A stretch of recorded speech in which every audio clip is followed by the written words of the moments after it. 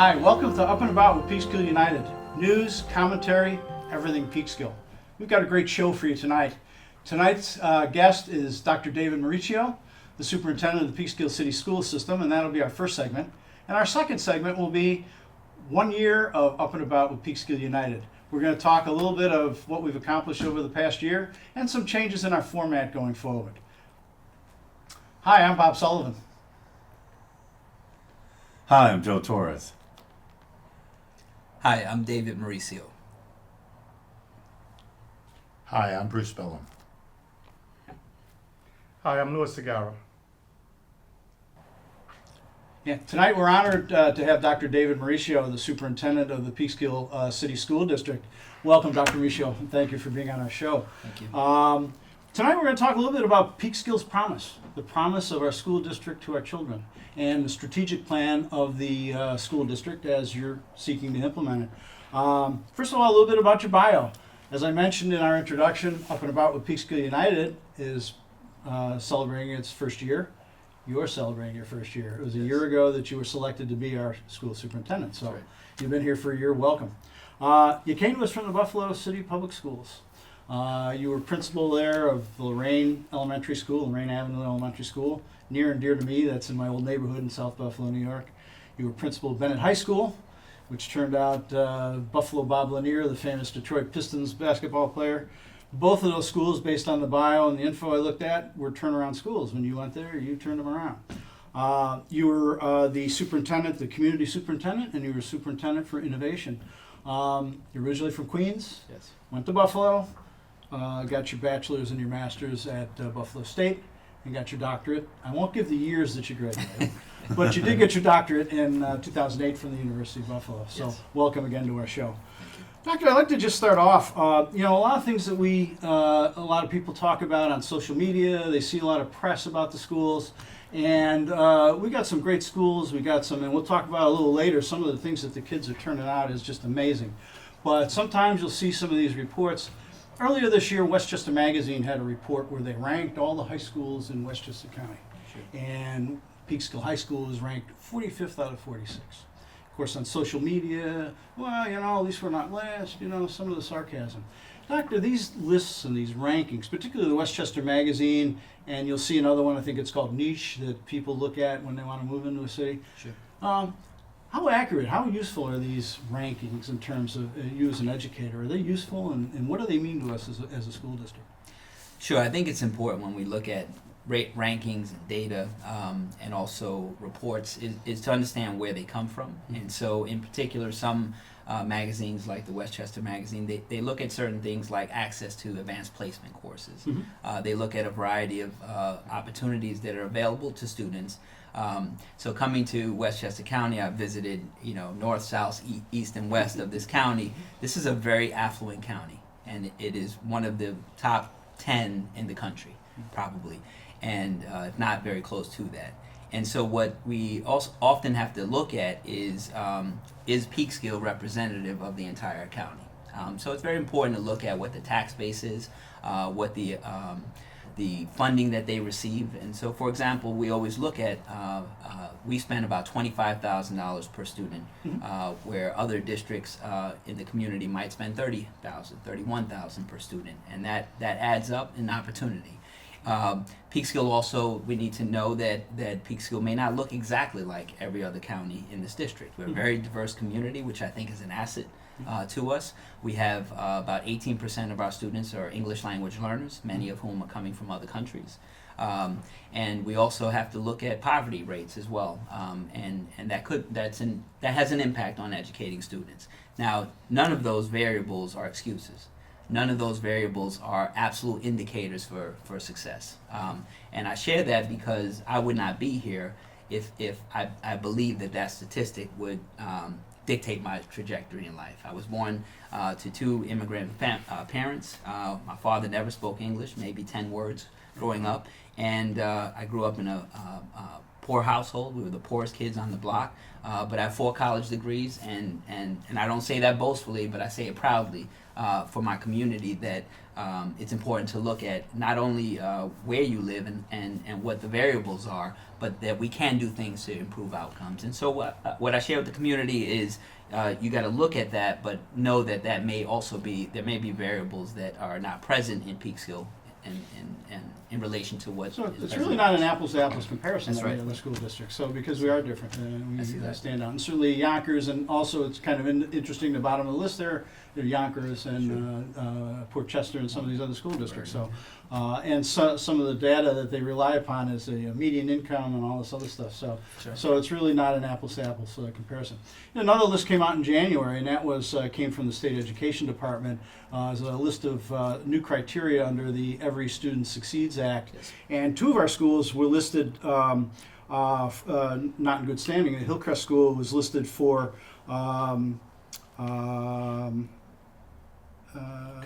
comprehensive support and improvement. I couldn't read my own handwriting. And that's a bad thing for a student. And Oakside is targeted support and improvement. Yes. Again, what does all that mean to us as taxpayers, as residents of the city? Is that something to worry about? Is that, again, similar to the rankings that we had with the Westchester Magazine article? So it's a little different in that they heavily weigh on the reading and math tests that's provided by the state education department. The state has moved in a apples to apples approach where they are looking at similar schools, but it's not a perfect formula. But they have improved over the years. But the great majority of that assessment is based off of 2 days of assessments. 2 days for ELA, English Language Arts, Reading and Writing, and 2 days for Mathematics. So an entire year of 186 days is often narrowed down to those 4 days of assessments. They do look at other variables such as attendance of students and things of that nature, but what we always indicate is that we're not defined by a score. It is an indicator that we have to look at, and so we are going to provide intensive supports for the 2 schools, and we want them to go green. What I also should share is that the high school moved into good standing status. I know that. The middle school moved into good standing status as well. So if we can do that with our 2 upper level schools, we can do that with these 2 schools. And then lastly, I would share that Lorraine Elementary was a school that was identified by the state. And within 2 years, we were able to take it off of the school list, but we were able to improve our reading results and math results over 20%. Over a 3-year period, and it remained a good standing school, and so it can be done. So what was done differently? Yeah, so it's critically important that we look at the structure of the day. So our day is often very short. Kids are coming in at a certain time around 8 and they leave around 3. In there is gym and art and music and recess and all different things that happen during the school day. But structurally what we did, and this is something we did this year, is we developed a model where kids walk to instruction. And so what that means is that, and this is important for our parents, so if your child enters first grade and they're already reading on grade level, then what we didn't want to have is that child for a portion of the literacy block, the reading block, to be in a classroom where some kid might be new to the country, another kid might be a year behind, and another student might be advanced and is reading on a second grade level. So during that 40-minute block every day, what the kids do is they walk to a teacher. And one teacher takes all the students who are on grade level and they flourish. Another teacher takes the students who are 1 year behind and they catch them up. And another teacher takes the students who are 3 years behind grade level and we catch them up over time. And so what this does is, and many parents have been very excited about it. In fact, kids are going home, and I don't know about you, but my kids would, what did you learn in school today? Nothing. But kids are actually talking about this period because they're learning at their rate and they're not being held back and they're also being accelerated through time. That was one critical area. Another critical area is in an elementary school, and we're going to do this at Hillcrest, is some teachers are really great at teaching math and some teachers are really great at teaching literacy and writing. So we asked them, what are you best at? And then the students will be taught by those teachers who are great at that subject. Those 2 variables right there were part of the great indicators of how we improved. And then the last one is we use data to drive what we do. And so we look at where are you at and how can we best support you, and then constantly look at data to make those improvements throughout the year. Do either of those designations leverage us into additional funding from the state or the federal government, or is there something that is just an assessment and we're sort of on our own?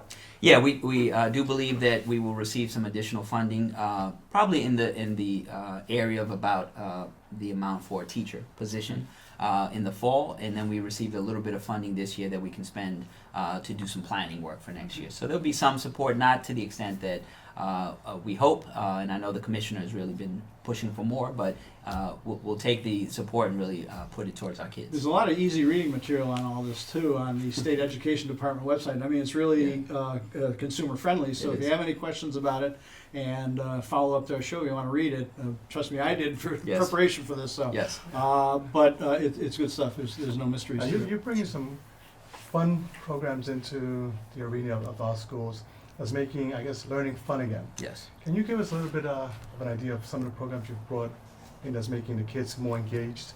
Sure, absolutely.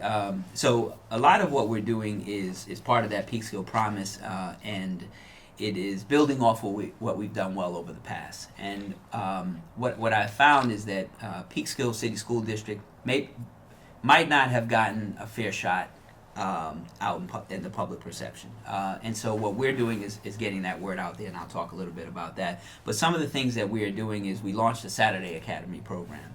And schools were dormant after 3 o'clock on Fridays, and they stayed dormant over the weekends, cold winter months, brisk spring months as well. And what we did is we opened up our building at 10 a.m. to 1, the middle school, which is our flagship facility.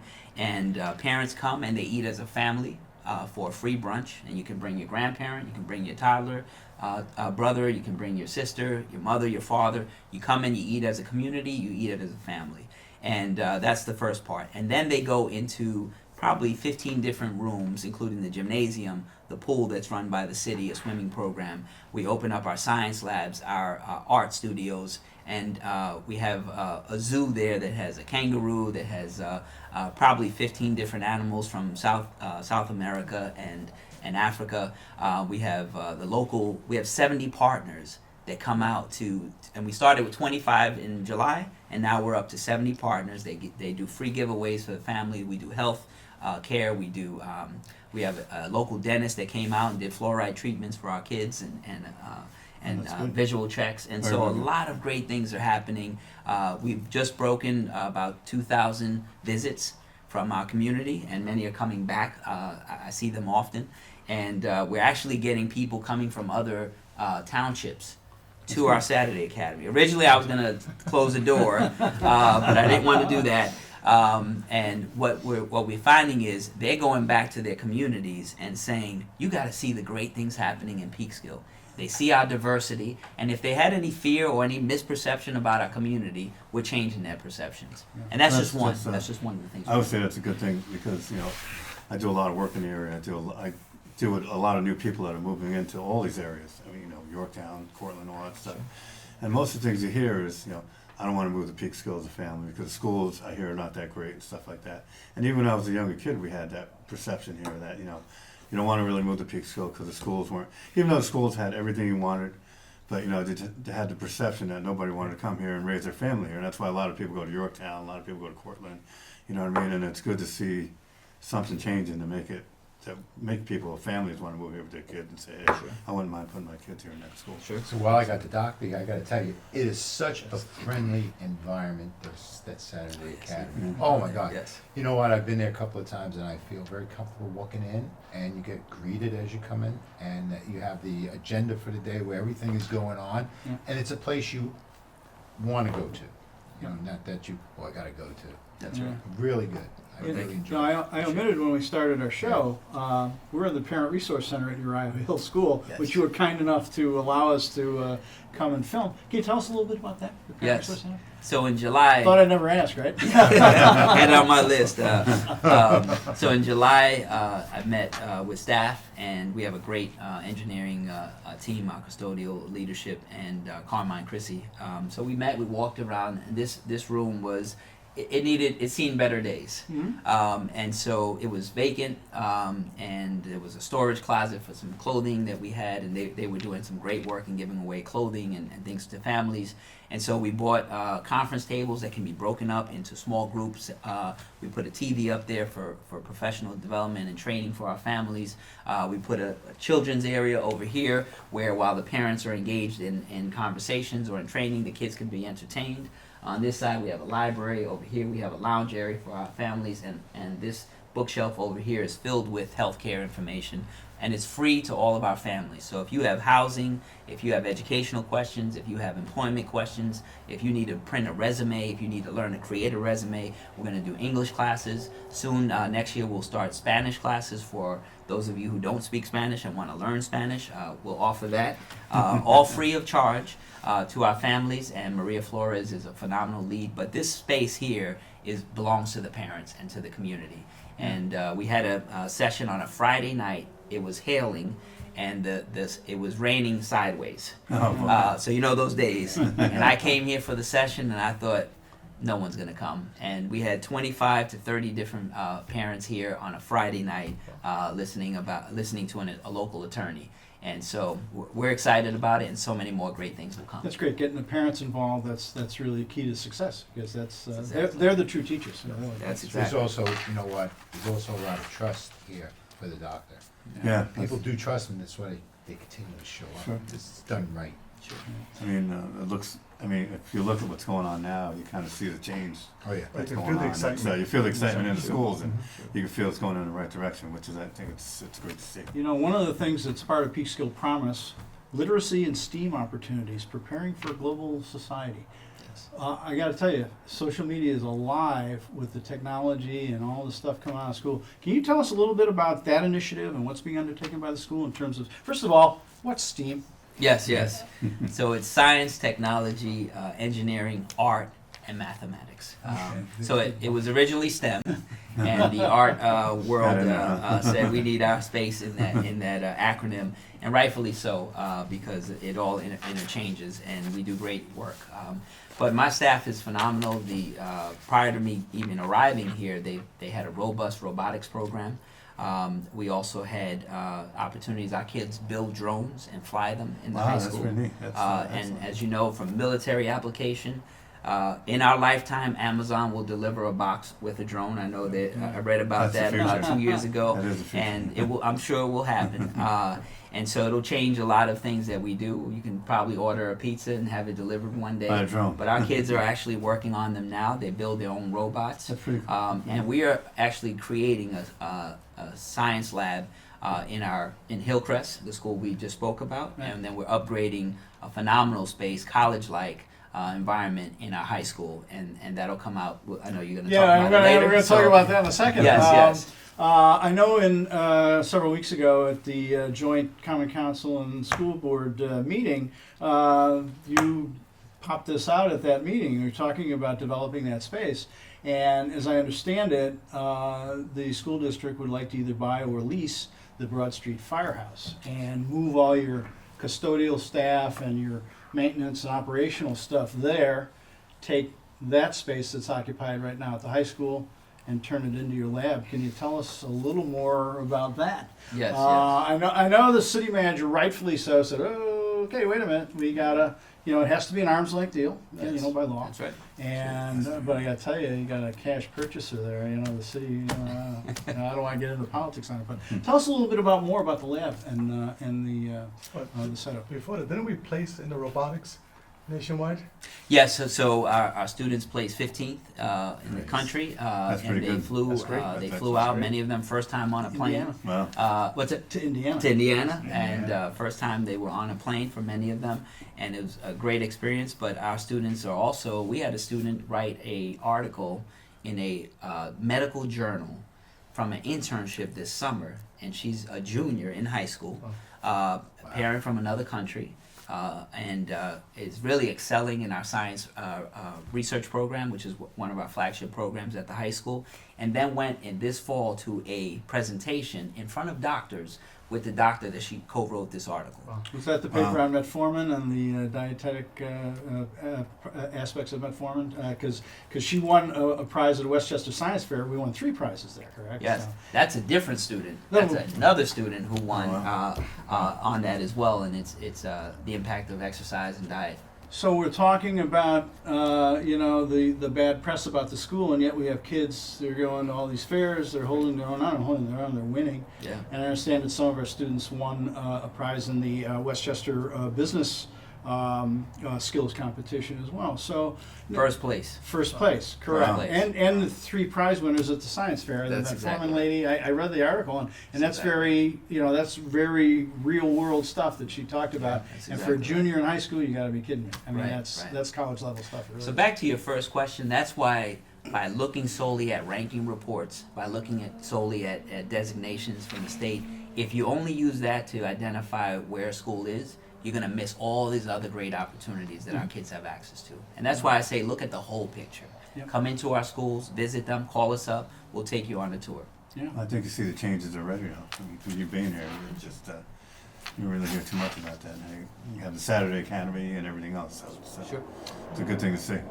So using your Peekskill Promise outline, rigorous pre-K-12 aligned and culturally responsive academics, developing successful lifelong learners. What's the school district doing? What are we involved in that? So, so I bought my home in Peekskill. Okay. So I'm a resident here. I have a child, and so it's important that wherever she goes to school, it is critically important that the rigor and the expectation of my daughter, my son who's older now, and every child in this community, that the expectations are high. I always share a quote that no one rises to low expectations. And so you got to set the bar rigorously high for our kids, and they will strive for it. Mhm. And but it's also important that we have aligned curriculum so that what they're learning in pre-K, the outcome is to get to college and to be able to graduate from college and then get into a career. And that might include the military, that might include law enforcement or other civic types of jobs, or it might include medical careers or STEM or teaching. But we have to make sure that we're aligned for that level of success. And then lastly, we're a diverse community. That makes us great. That makes us not unique, but one of the very few communities in this county that is as diverse as we are. Sure. And so part of that is making sure that our kids, no matter what background they're from, that they know where they're from. And so my daughter's Polish, Puerto Rican, and Dominican. And so she will know history of Poland, she will know history of the Dominican Republic and Puerto That's Rico, good. and this great country of the United States Sure. of America. Yeah. And we want all our kids, whether you're Irish, Italian, African American, Latino, wherever you're from, we want you to know your background, because what you'll find is you came from greatness. And when you know that, then you're destined for greatness. And that's what that initiative is That about. Polish is the Buffalo connection. That's a good Town. That's right. Again, the Peekskill Promise, your words, the whole child approach, nurturing a healthy, safe, and caring community. What's the school district doing to do that? Sure. We were just speaking about the Great Play Greece that took place at the high school, and we also want to make sure that the arts are part of our kids. So our kids are learning strings, violins, brass instruments, percussion instruments, theater, singing, chorus groups from the grade 3 all the way to high school. And so that's critically important for us. And we're going to go down to the early elementary grades as well. But that's important because that is the whole child. That's the enrichment opportunities that our kids get. Yes, we're also defined by our reading and math scores, and we need to critically focus on that. But we're also defined on are we lovers of artwork? Do we understand music and its origins and how to play it? Are we great athletes? Are we good neighbors? When senior citizen lives next door to you and the snow falls, are you out there shoveling for your neighbor? If you see someone in school that may be picked on, are you there defending them? Students with disabilities, our English language learners and immigrant kids, are you there as a friend to support them and make them feel welcome? That's also important for us, and that's the whole child approach. So we are investing in our social workers, our counselors, and I will share with you across all of the counties in this great state, people are dealing with emotional issues that might be stemming from the home, where at one time we may have kind of suppress them. Yeah. But now our teachers are called upon, and we have phenomenal teachers. I put them up against any teacher in any district in this county. But they're called upon very often to be more than just a teacher. Many of them view their kids as their kids. Yeah. And so big kudos to our staff. They're phenomenal teachers, and I love seeing them in action every day. See, that's key. That's, you know, when you see the press on social media and all this about, oh, you're 45th out of 46. The one thing I've always seen on social media is there's always a great reaction to the staff. All the parents always talk about the teachers and staff. And without that, the school doesn't work. So I want to question on that because that's very exciting. How do you start the ball rolling? What you were just talking about, making the whole student. How'd you start that ball rolling? Because I think it kind of came along with you here to get that whole picture. Sure, and I would share that I've really focused on getting the word out. But this work happened under Dr. Larry Lacopoli, former superintendent, and many others before and after him. And but equally important to the Board of Education, because they committed when other districts, after the 2008 housing market crash, Yes. districts were cutting athletics, art, Everything, music, orchestra programs. This district doubled down and said, not only are we going to keep it, but we're going to create an orchestra by the time they get to high school. And we're at the middle school, so in about 4 years, we'll see that fruition from 3rd grade. But it takes the commitment of the board to allocate the funding, and then it takes great principals and staff, which we have, and they were here before I got here. I've just been able to say, hey, let's get together and let's make sure we're getting the word out. In terms of our enrichment and our arts, how much of that plays off? We're an art community. We have artists all over the place, and that was kind of something developed in the 90s. How much does the arts community contribute to the enrichment experience in the schools? They are phenomenal partners. They're coming out to our Saturday academies at the Hudson Valley Metropolitan Museum, the Hudson MoCA. They actually had a young docents program where our high school students were there. And so the art community, our students' artwork will be on the new Main Street lofts that are opening this week. So our artwork will be displayed in the first floor there. They reached out to us, and so they are always putting their hand out to say, let's partner and support you. Internships and a variety of other things. Yeah, as this is the well. place to do it. It really This is. With is. the arts I, and Yeah. I Rich actually community saw event. some of the art by the auditorium in the high school. It was phenomenal. It was Really on the okay. wall as I was walking by. This stuff is awesome. You have Yeah, absolutely. a total package from your pre-K to your graduation. I know with some of the students that are getting ready to graduate, you have them doing where they go out for interviews, they go out for whether they're interviewing the schools or they're interviewing for a job. Can you tell us a little bit more about that program and how successful it's been becoming?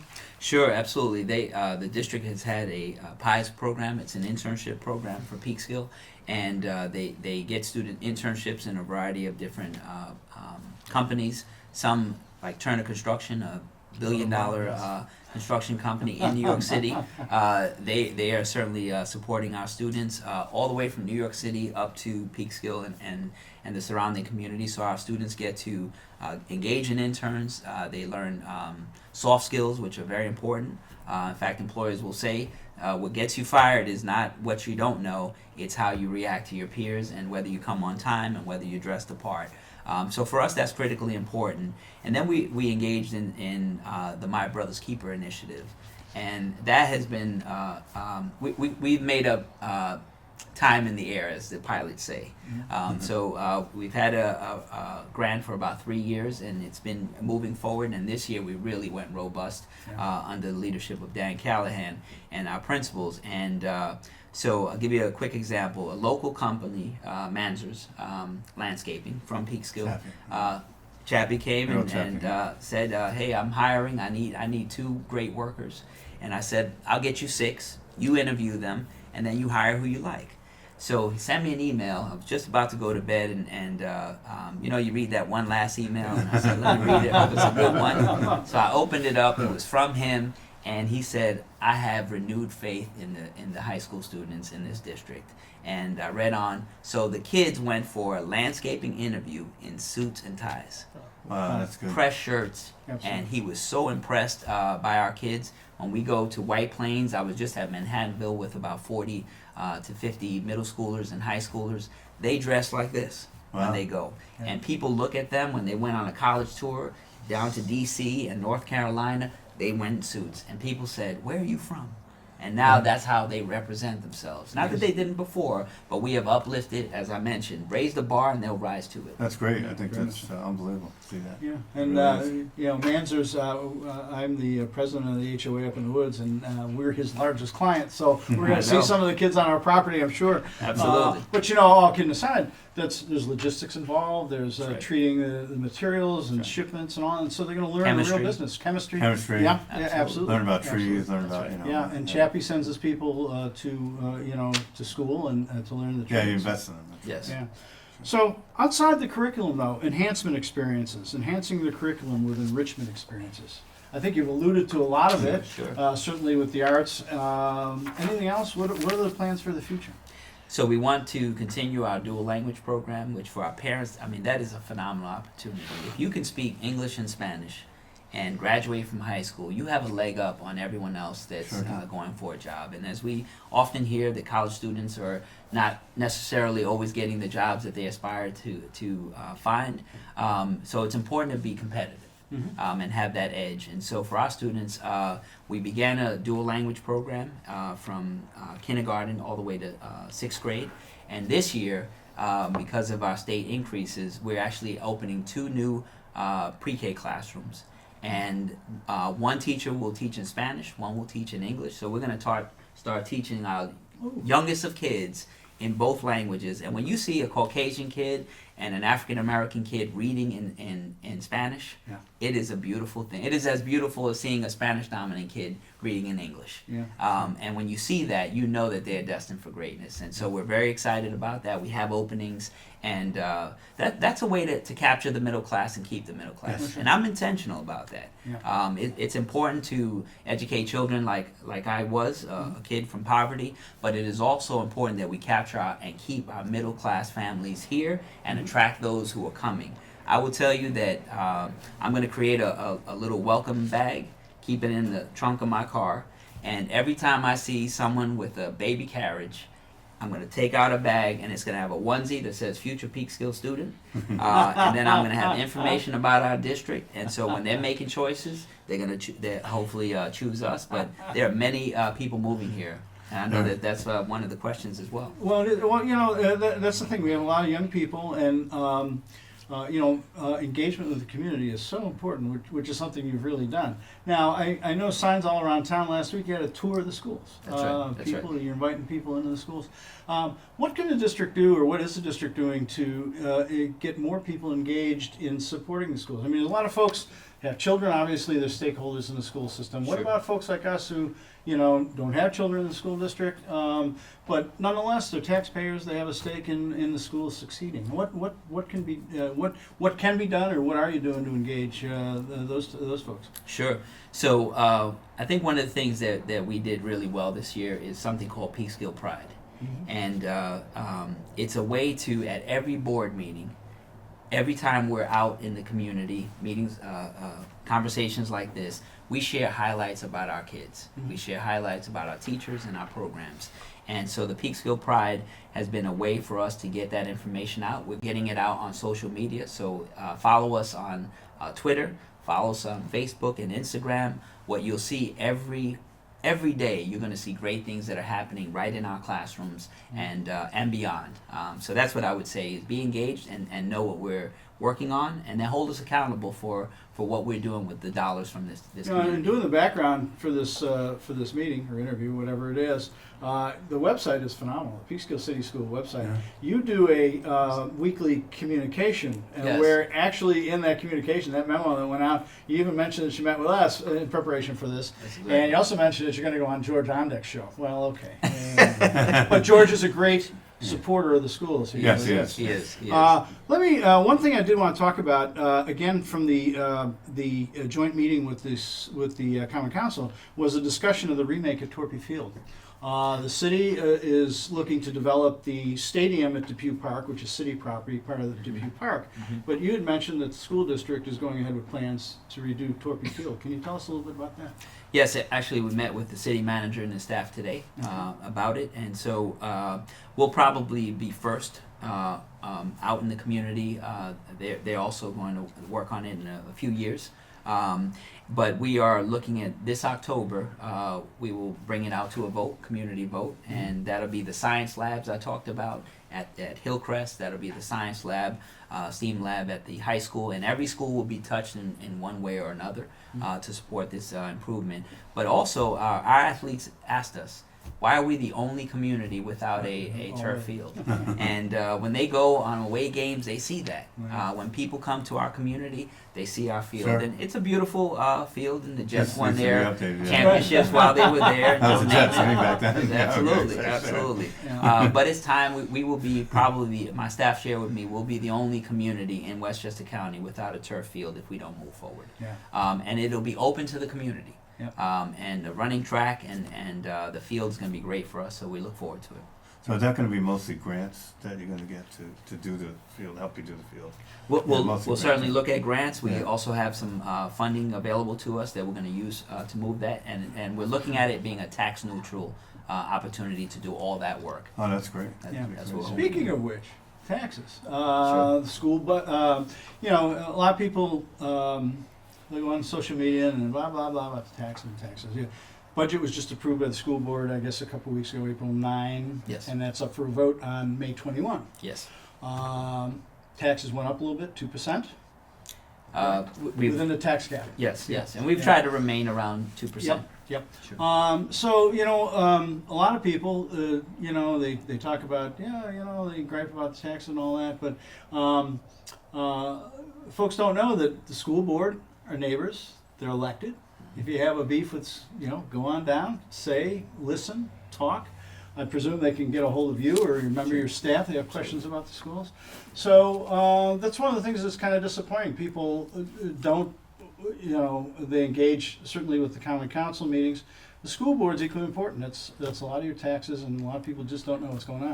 And that's what we try to do with this program. A lot of folks Sure. who are not stakeholders necessarily in the, you know, and have children in school and so forth, they're going to watch this Sure. and get an understanding. And like I said, your website, and by the way, the budget, your budget report Yes. tells you everything you need to know, every dime where it's going. Which I think that's always great, That's right. because people Yeah. always wanna know everything. That's For right. instance, with STEM or STEAM, Yeah. you're going to get a coordinator for, or you're proposing that in your new budget. That's So right, that's right. those are the types of things. If you want to understand how your money's being spent, Sure. it's ready and And it's available. Transparency, Yeah. something we've Yeah. always talked about. Yep. Yeah. And I would transparency share, is key. Robin Zimmerman leads that work for the budget for us. And there's a bit of a misnomer with the 2% tax cap. Yeah. It's a portion of it. But our tax cap, our levy can actually go above 3%. Okay. We chose as a Board of Education and Two. a district to remain at 2. That's great. But we could actually go above 3%. But Senator Harkin was in town, or actually in the front steps of the administration Yes. building a few weeks ago, $2.5 million for the school. That's And, great. and I noticed also that the budget itself actually went up about 3.98%. Sure. But our taxes didn't. So That's right. that's helpful. The state is Yeah. Yeah. injecting Chipping where in. it should be. Yes. We're getting a little Sure. more money. And that was a in commitment by our Board of Education. Yeah, That's for good. sure. That's So, great.